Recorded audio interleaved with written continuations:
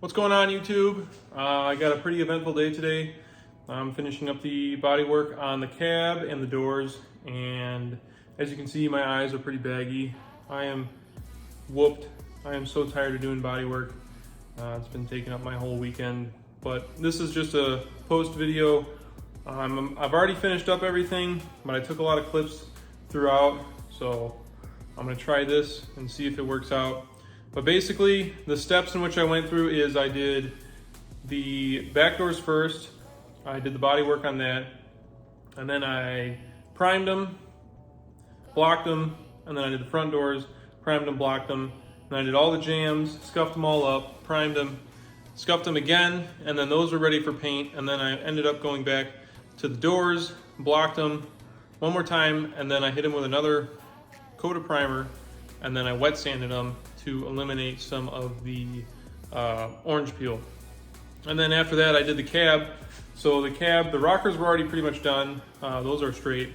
I went over the one cab corner that I screwed up in on the last video, and I blocked that out. And then I hit the top of the truck, blocked that, hit everything with primer again, a couple coats, made sure it was all fair, and hit it with a 600 grit wet sand, just the top of the cab and the pillars. I didn't so much wet sand the door jambs just because they're not seen from the outside, and I'm not too concerned if they have a little bit of orange peel in them, but I definitely hit the pillars and I definitely hit the top of the truck.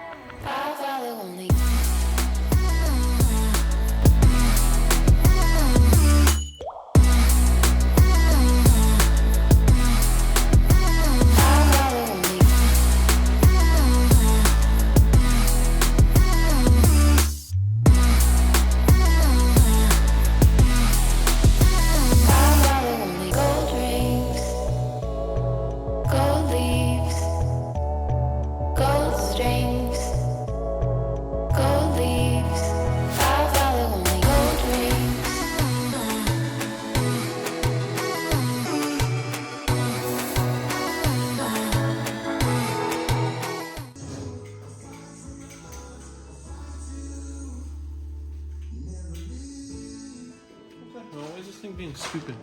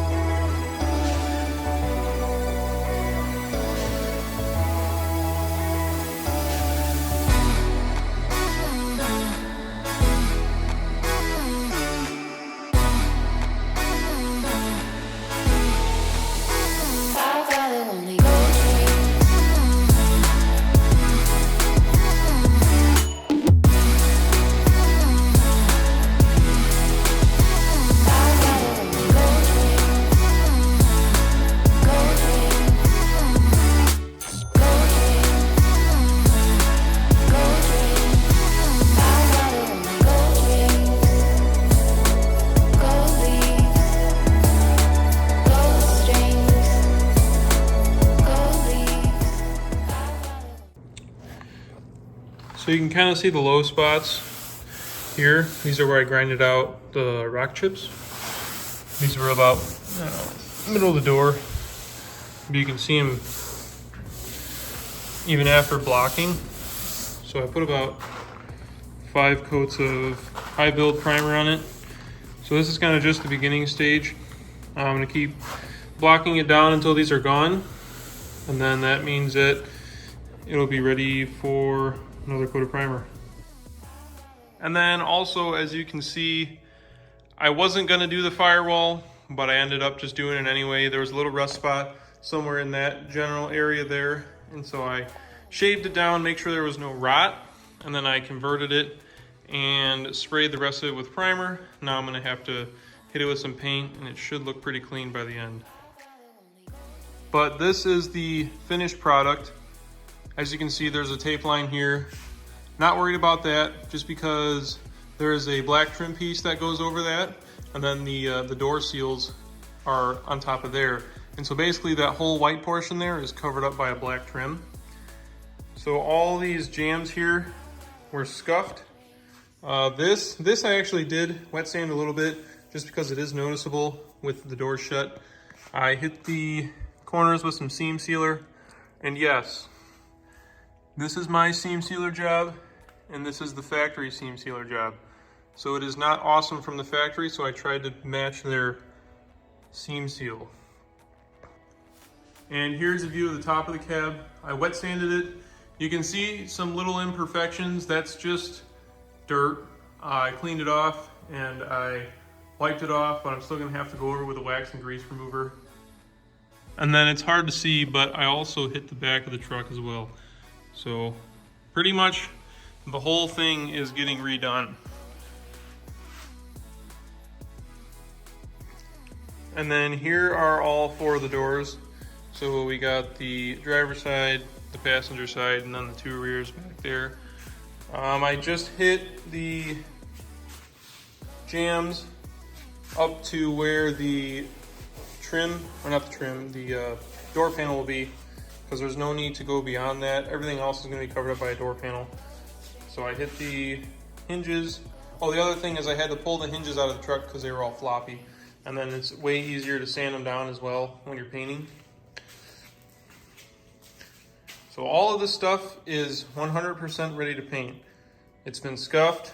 The outsides have been wet sanded with 600 grit. And yeah, it's time to do some base. Another thing you might see is that this truck is finally done. Well, at least the cab.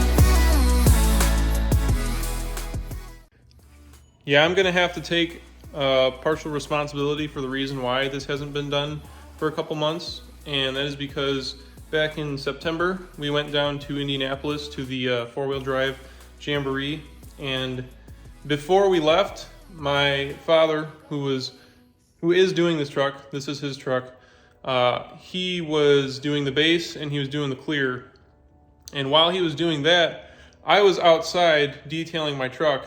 And I must have used a silicone-based spray or something like that, or a wax, and it got sucked in through the filters in the booth, and it basically went into the paint, and it made it all fisheye and whatnot. But here it is, all done. I only put one door on it because the rear seats go in sections, and they're kind of a pain in the butt to get in with the doors on. And then the headliner as well, which was just redone, has to go in through the passenger side door there, because it won't fit in the driver door with the steering wheel. And it also won't fit when the door is on.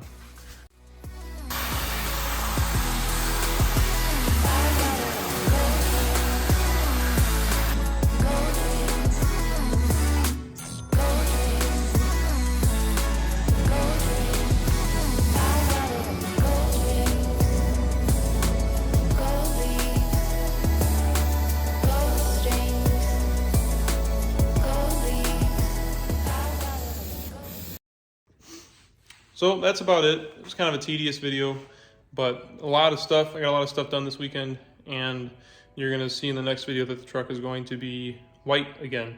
Same with the doors, everything except for the bed and the fenders and the hood. So pretty much just the complete cab. And then at that point, I'm gonna start assembling it, and then I'll drop it back on the truck, and we'll have a rolling chassis with the complete cab. And as for the truck behind me, this is going to get a new motor and trans. The cab is going to get lifted off of it. It's going to have a Brian Tooley, what's it called? Oh, the truck Norris cam. That's going to go in it. A semi-built 4L60, which, I mean, 4L60 is garbage no matter if it's built or not. In my opinion, I would just do a 4L80. But this isn't a truck that he's going to keep, nor is it a truck that he's going to drive for a long time, so it kind of doesn't really matter. And then I believe he still plans to tear it down to the frame and repaint the frame. And then he's also going to pull the lift off and then repaint the lift as well and get rid of all the leaves and the block down there. And then he's going to end up going with a shackle flip. So he's got the flips over there on the welder. Basically what you're going to do is hit these rivets out with a air chisel or air hammer, whatever you want to call it. And we're going to take the shackle, the new one, and flip it upside down. And it's going to have a different, or the hanger is going to get flipped upside down. It's going to have a different shackle in it, and it'll kind of rock like this. So much nicer than the block system. But anyway, thank you for watching. Hope you guys have a stellar week, and stay tuned for the next video when we actually get some base coat back on the truck and get the truck back on the frame. So peace.